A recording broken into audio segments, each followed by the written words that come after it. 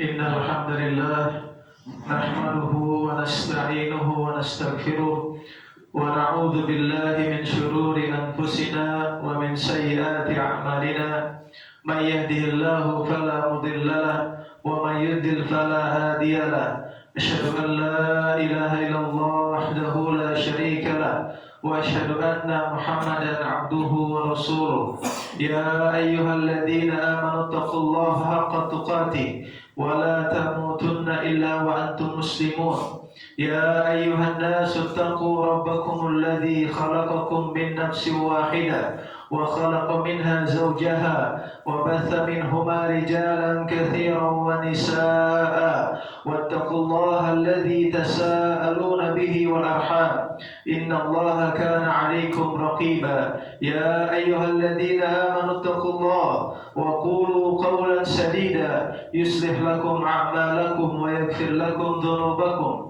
ومن يطع الله ورسوله فقد فاز فوزا عظيما أما بعد فإن أصدق الحديث كتاب الله وخير الهدي هدي محمد صلى الله عليه وسلم وشر الأمور محدثاتها فإن كل محدثة بدعة وكل بدعة ضلالة وكل ضلالة في النار. Ma'asyiral muslimin sidang Jumat rahimani wa rahimakumullah. Alhamdulillah, kita bersyukur kepada Allah Subhanahu wa taala. Usikum wa iyaya bitaqwallah, khatib berwasiat kepada diri pribadi dan hadirin rahimani wa rahimakumullah untuk senantiasa meningkatkan ketakwaan kepada Allah Subhanahu wa taala. Dan ingatlah tujuan hidup kita di dunia ini. Allah Subhanahu wa taala berfirman dalam surat Ad-Dariyat ayat 56, "Wa ma khalaqtul jinna wal insa illa liya'budun." Tidaklah Allah ciptakan jin dan manusia kecuali untuk beribadah kepada Allah Subhanahu wa taala. Dan ingatlah, kita harus jujur kepada Allah Subhanahu wa taala. Jujur kepada Allah di dalam beriman, di dalam berislam. Jangan sampai kita seperti orang-orang Yahudi yang Allah sebutkan dalam surat Al-Baqarah ayat 44, "Atamuruna an-nas bil birr wa tansawna anfusakum wa antum tatluna al-kitab afala taqilun." Kalian orang-orang Yahudi memerintahkan kebaikan kepada orang lain.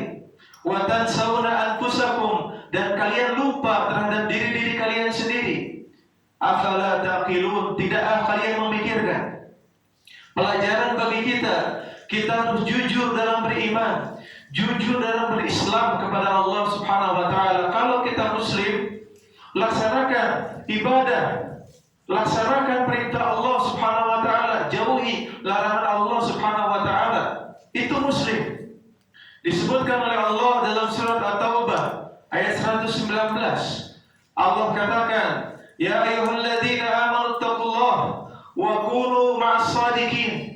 Wahai orang-orang yang beriman, bertakwalah kalian kepada Allah. Wa kunu ma'as shadiqin, dan hendaklah kalian selalu bersama dengan orang-orang yang jujur dalam imannya, dalam Islamnya, dalam dakwahnya jujur karena Allah Subhanahu wa taala. Dia tidak bermain-main dengan Allah Subhanahu wa taala. Allah Maha tahu semuanya. Yang kita tampakkan ataupun yang tidak kita tampakkan, Allah tahu semua. Kemudian dalam hadis yang diriwayatkan Imam Muslim dari sahabat Abdullah bin Mas'ud radhiyallahu anhu, Rasulullah bersabda, "Alaikum bisidqi, fa inna sidqa yahdi ila albir, wa innal birra yahdi ila aljannah, wa la yazalu ar-rajula yasduqu wa yataharra as-sidqa hatta yuktaba indallah siddiqa." Wajib atas kalian untuk punya sifat jujur. Wajib hukumnya. Dan kejujuran itu mengantarkan kepada kebaikan, dan kebaikan mengantarkan kepada surga.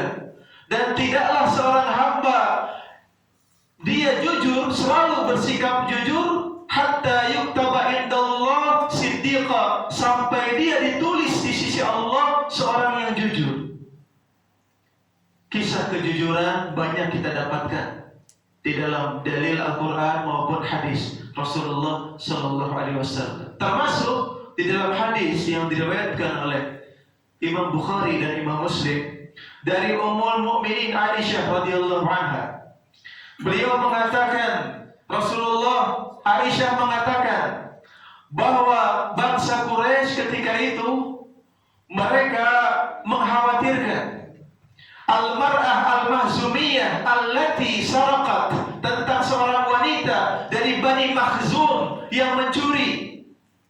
Bani Makhzum ini adalah seorang kabilah yang terkenal, bangsawan, punya kedudukan di bangsa Quraisy.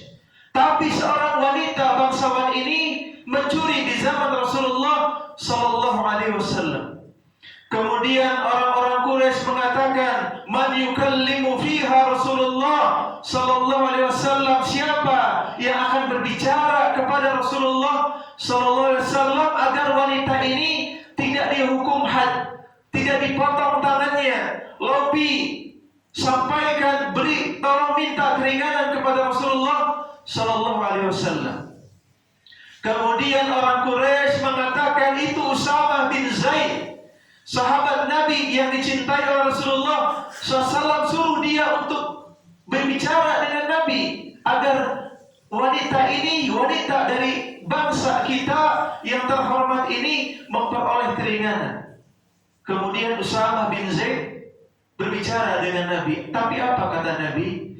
Atashfa'u, apakah kamu akan menolong an hududillah, terhadap hukum-hukum Allah? Apakah kamu akan berikan syafaat atas hukum Allah? Kemudian Nabi bangkit, Nabi berkhutbah di hadapan orang-orang, ya, innama ahlakal ladina qablakum idza saraqa fihim asy-syarif tarakuhu. Sesungguhnya kecelakaan, kebinasaan orang-orang sebelum kalian dulu, idza saraqa fihim asy-syarif, kalau mencuri di antara mereka orang-orang yang punya posisi, punya kedudukan, punya jabatan, tarakuhu, tidak dihukum, dibiarkan. Wa idza saraqa fihim ad-dhaif, kalau mencuri seorang yang lemah, aqamu alaihi al-had, ditegakkan hukum had atasnya. Fa wallah, kata Rasul demi Allah, lau anna Fatimah bintu Muhammad saraqat laqata'tu yadaha. Kalau seandainya Fatimah putri Rasulullah sallallahu alaihi wasallam mencuri, laqata'tu yadaha, aku, kata Nabi, yang akan memotong tangannya. Subhanallah, Nabi jujur dengan hukum Allah, jujur kepada Allah Subhanahu wa taala. Ini pelajaran bagi kita sekarang. Maukah kita jujur kepada Allah Subhanahu wa taala dengan keislaman kita, dengan keimanan kita? Barakallahu li wa lakum fil Qur'anil Karim wa nafa'ani wa iyyakum bima fihi minal ayat wa dzikril hakim. Aqulu qawli hadza wa astaghfirullah, innahu huwal ghafurur rahim.